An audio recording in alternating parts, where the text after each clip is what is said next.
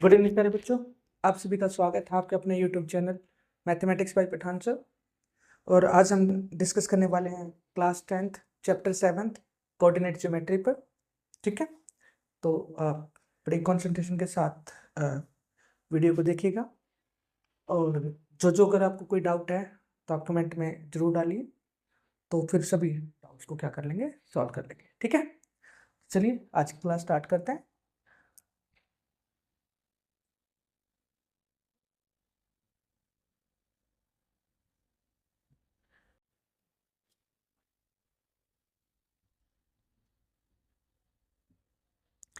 Coordinate geometry.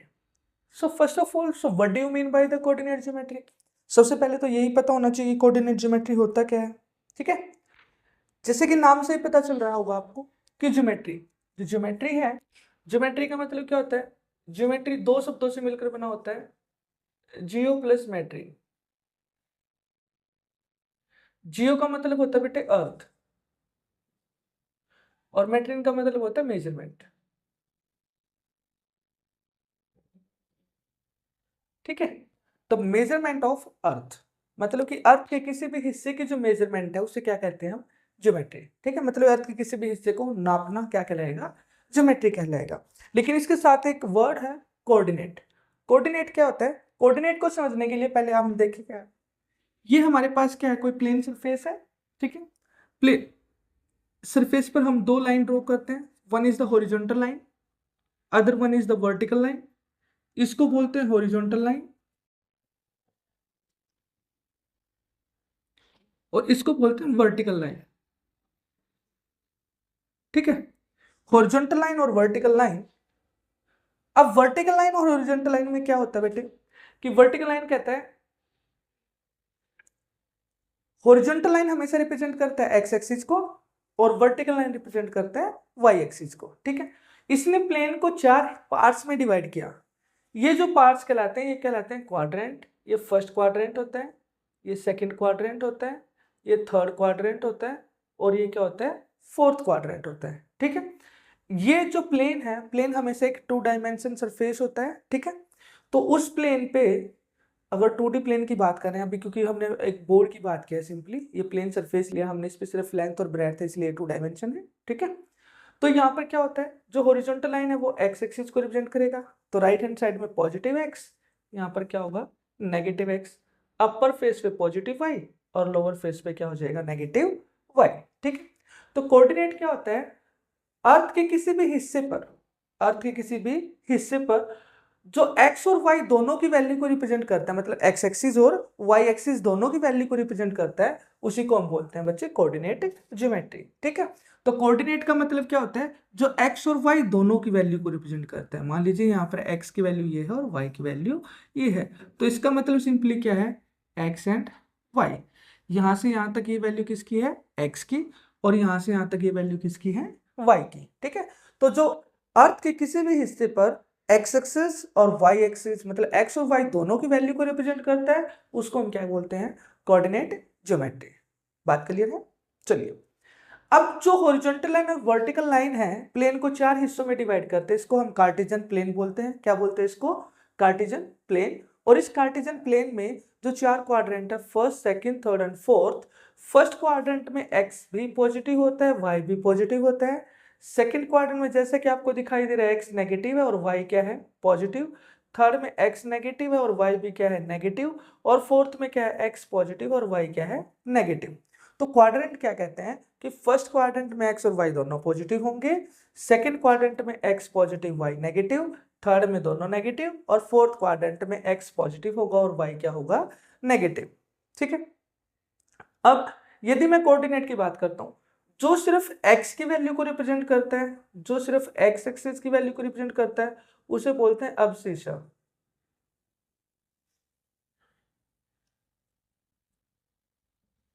ठीक है, जो सिर्फ y एक्सिस की वैल्यू को रिप्रेजेंट करता है उसे बोलते हैं ऑर्डिनेट। और जो x एंड y दोनों की वैल्यू को रिप्रेजेंट करता है उसे बोलते हैं कोऑर्डिनेट। तो सिंपल सी बात है, कोऑर्डिनेट का मतलब क्या होता है? जो x और y एक्स और वाई दोनों एक्सिस की वैल्यू को रिप्रेजेंट करता है अर्थ के किसी भी हिस्से पर, उसे क्या बोलते हैं? Coordinate geometry. और ज्योमेट्री क्या होता है? जो अर्थ की मेजरमेंट बताए, अर्थ के किसी भी हिस्से की मेजरमेंट करे, उसे क्या बोलते हैं? ज्योमेट्री। तो जहां तक कोऑर्डिनेट ज्योमेट्री के मीनिंग का मतलब है, मेरे हिसाब से आप सभी को क्लियर हो चुका होगा। कोऑर्डिनेट ज्योमेट्री क्या होता है? The measurement of any part of earth is called geometry. At any part of earth which give the value of x-axis and y-axis is called coordinate geometry. तो टू डायमेंशन प्लेन की अगर हम बात करेंगे, similarly हम क्या कह सकते हैं? कोऑर्डिनेट ज्योमेट्री इन 3 डायमेंशन भी हो सकता है, तो हम इसको 11th क्लास में डिस्कस करेंगे। तो अभी तक हमारे पास सिर्फ 2 डायमेंशन है। तो 2 डायमेंशन में हम क्या बात कर रहे थे कि कोऑर्डिनेट ज्योमेट्री क्या होता है। अब इस चैप्टर में सबसे पहला जो कॉन्सेप्ट आता है बच्चे, वो किस चीज का आता है? वो आता है डिस्टेंस। डिस्टेंस क्या होता है? आप सबको पता है डिस्टेंस क्या होता है? डिस्टेंस होता है दूरी। दो पॉइंट के बीच में कितनी दूरी है उसी को क्या बोलते हैं? डिस्टेंस। ठीक है, तो चलिए आज हम बात करेंगे डिस्टेंस फॉर्मूला। जनरली आज हम सिर्फ बात करने वाले हैं कोऑर्डिनेट ज्योमेट्री में कौन कौन से फॉर्मूले यूज होते हैं और उन फॉर्मूलों को हम कैसे रिमेंबर करेंगे, कैसे याद रखेंगे। ठीक है, चलिए सबसे पहले बात करते हैं डिस्टेंस। तो बच्चे डिस्टेंस होती क्या है? मान लीजिए हमारे पास एक पॉइंट है ए और एक पॉइंट है बी। सो ए से बी तक जितना भी ये जो इसने डिस्टेंस कवर की, जो रास्ता कवर किया है ए से बी तक जाने में, जितना रास्ता कवर किया उसको क्या बोलते हैं? डिस्टेंस। ठीक है, जैसे मैं एक छोटा सा एग्जांपल ले लेता हूँ। ये कोई बोर्ड लगा हुआ है एक यहाँ पर और एक बोर्ड यहाँ पे लगा हुआ है। यहाँ पे लिखा हुआ है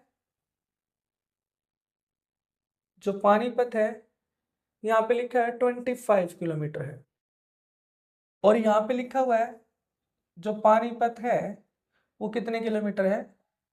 सिर्फ आगे 5 किलोमीटर है। ठीक है, तो यहां से यहां तक की डिस्टेंस क्या हुई? देखिए 25 किलोमीटर यहाँ पे लिखा हुआ था और यहाँ पे कितना है? 5 किलोमीटर। तो 25 माइनस 5, तो इसका मतलब क्या? यहां से यहां तक की जो डिस्टेंस है वो क्या होगा? 20 किलोमीटर। क्या होगा? यहाँ से यहाँ तक की डिस्टेंस 20 किलोमीटर। सिंपली अगर मैं बात करता हूँ, मैं इस तरफ आना स्टार्ट करता हूँ, तो यहाँ से पानीपत 5 किलोमीटर है, मतलब 5 किलोमीटर का बोर्ड। यहाँ पे पानीपत का बोर्ड कितना लगा हुआ है? 25 किलोमीटर का बोर्ड लगा हुआ है। तो डिस्टेंस कितनी कवर की हमने? 20 किलोमीटर की डिस्टेंस कवर की। मीन्स क्या है, मैं ए से बी की तरफ जाऊं या बी से ए की तरफ जाऊं, डिस्टेंस सेम रहेगी। बहुत बार बच्चे पूछते हैं कि सर वो तो माइनस में आंसर आ जाएगा, क्योंकि डिस्टेंस क्या होता है? दो पॉइंट के बीच की दूरी never be negative, distance never be negative, दूरी कभी भी नेगेटिव नहीं हो सकती, इसलिए हम हमेशा उसको क्या लेते हैं? पॉजिटिव लेते हैं। लेकिन ये तो सिर्फ किसके लिए बात है? सिंगल पॉइंट के लिए बात है। अब हमारे पास मान लीजिए ए कोई पॉइंट है जिसके कोऑर्डिनेट दे रखे हैं हमारे पास x1 एंड y1, और बी कोई पॉइंट है जिसके कोऑर्डिनेट है हमारे पास x2 and y2। So we have to find out A B, it means distance between A and B. So the general direct formula for distance x2 minus x1 whole square plus y2 minus y1 whole square, और पूरे के ऊपर क्या आ जाएगा? Under root. ठीक है, तो इसको क्या बोलते हैं बच्चे? Distance formula. सेम डिस्टेंस फॉर्मूले की तरह ही हम क्या निकाल सकते हैं बच्चे? Mid point. मिड पॉइंट क्या होता है? सिमिलरली क्या था, एक पॉइंट ए है और एक पॉइंट क्या है? बी। ए के कोऑर्डिनेट क्या है? x1 एंड y1, बी के कोऑर्डिनेट क्या है? x2 एंड y2, और ये इन दोनों का क्या है? सी जो पॉइंट है ये इन दोनों का मिड पॉइंट है। ठीक है, कोई आपसे बोल दे कि आपको कोऑर्डिनेट ऑफ सी निकालना है, कोऑर्डिनेट का मतलब क्या होता है? एक्स की वैल्यू भी निकालनी है और आपको वाई की वैल्यू भी निकालनी है। तो एक्स की वैल्यू निकालने का फॉर्मूला क्या होगा? x1 प्लस x2/2, और वाई की वैल्यू निकालने का फॉर्मूला क्या होगा? y1 plus y2/2। This one is called है मिड पॉइंट फॉर्मूला। ठीक है डियर, उसके बाद बात आती है centroid of a triangle.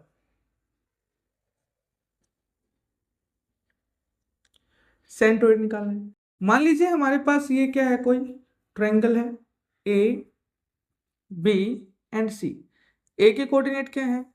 x1 y1, B के कोऑर्डिनेट क्या है? x2 y2, और सी के कोऑर्डिनेट क्या है? x3 y3। So we have to find out the centroid. हमें इसका क्या निकालना है, सेंट्रोइड ऑफ ए ट्रायंगल। तो फॉर्मूला क्या होगा, x1 plus x2 plus x3/3 y1 plus y2 plus y3/3। इसको क्या बोलते हैं बच्चे, सेंट्रोइड ऑफ ए ट्रायंगल। क्या बोलते हैं इसको, सेंट्रोइड ऑफ ए ट्रायंगल। ठीक है, इस चैप्टर में बेसिकली एक और जो सबसे इंपॉर्टेंट फॉर्मूला है उसको हम बोलते हैं बच्चे सेक्शन फॉर्मूला।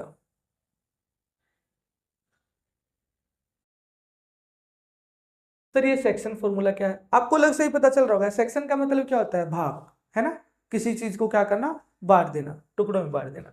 मान लीजिए हमारे पास एक पॉइंट है ए और एक पॉइंट है बी। ए के कोऑर्डिनेट क्या है, x1 एंड y1। बी के कोऑर्डिनेट क्या है, x2 एंड y2।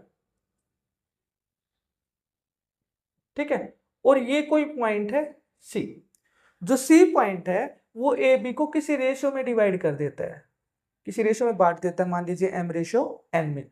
तो कहता है सी के कोऑर्डिनेट निकालिए। क्या निकालिए, सी के कोऑर्डिनेट। अब बात आती है सी के कोऑर्डिनेट कैसे निकाले जाएंगे। ठीक है, तो सी के कोऑर्डिनेट निकालने के लिए हम जो फॉर्मूला यूज करेंगे उसको क्या बोलते हैं, सेक्शन फॉर्मूला। तो सेक्शन फॉर्मूला क्या कहता है, we have to find out the value of x and we have to find out the value of y। ठीक है, सिंपली हम क्या करते हैं, देखिए आप सबको पता है, मान लीजिए ये हरियाणा है और ये पंजाब है। ठीक है, तो इस तरफ वाले क्या हुए, पंजाब के, इस तरफ वाले क्या हुए, हरियाणा के। ठीक है, तो हरियाणा वाले को शादी करनी है तो पंजाब में जाएगा, तो हरियाणा वाले को शादी करनी थी पंजाब में, तो पंजाब में क्या, तो पंजाब वाला शादी करने के लिए कहाँ आएगा, हरियाणा में आएगा। और जब x के साथ शादी करेगा इसका मतलब x की वैल्यू आ जाएगी, और y के साथ शादी करेगा इसका मतलब y की वैल्यू आ जाएगी। तो m की शादी जब x2 के साथ हुई तो दोनों ने इकट्ठा एक साथ रहना शुरू कर दिया, mx2। सेम इसी तरह n की शादी x1 के साथ होगी तो क्या होगा, nx1। और नीचे तो m और n मतलब हरियाणा और पंजाब इकट्ठा। अब जब शादी हुई है तो ऑब्वियसली सी बात है, दो दो पर्सन्स के बीच शादी हुई है तो इसका मतलब उनके बीच प्यार होगा। तो p से प्यार होता है और p से क्या होता है, प्लस, तो बीच में क्या आ जाएगा बेटे, प्लस।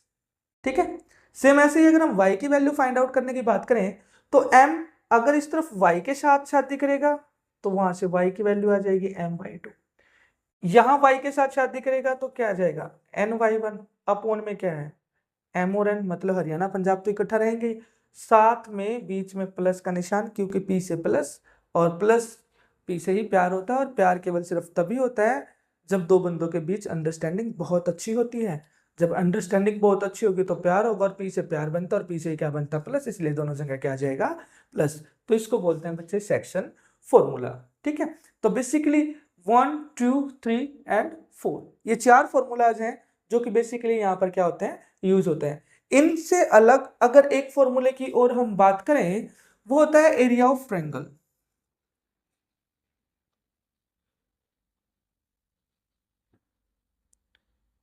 भाई हमें किसी ट्रायंगल का एरिया फाइंड आउट करना है तो फॉर्मूला सिंपली देखिए बच्चे, वैसे तो एरिया ऑफ ट्रायंगल आप सबको पता है 1/2 into base into height, but या फिर √3/4 इंटू साइड का स्क्वायर, या फिर कह सकते हैं Heron's formula S into S minus B S minus ये होल अंडर रूट।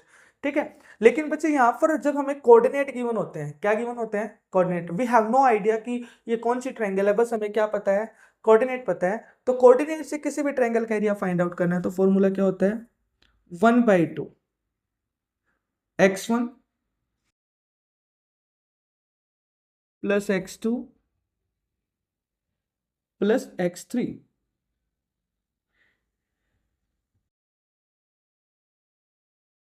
ठीक है, आप पहले ऐसे लिखेंगे x1 फिर ब्रैकेट प्लस फिर x2 फिर ब्रैकेट प्लस x3 फिर ब्रैकेट।